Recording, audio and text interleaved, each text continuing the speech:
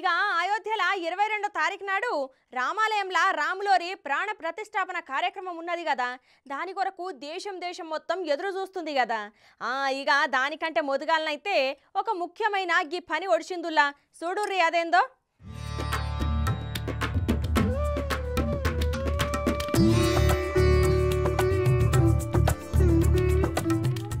ఇక దాదాపు 550 ఏళ్ల తర్వాత అయోధ్యలో ఉన్న రామాలయం గర్భగుడిలో రాముని విగ్రహాన్ని పెట్టిరుల్లా. అవును, పొద్దున పంతుల మంత్రాలు, భక్తుల జై శ్రీరామ్ నినాదాల మధ్య ఈ పని అత్యంత వైభవంగా చేసిర్రుల్లా.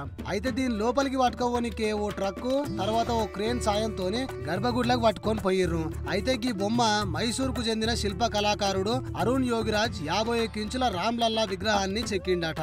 అయితే ఈ నెల 22వ తారీఖు నాడు ప్రధాని మోడీ చేతుల మీదుగా ప్రాణ ప్రతిష్టాపన కార్యక్రమాన్ని చేస్తారు.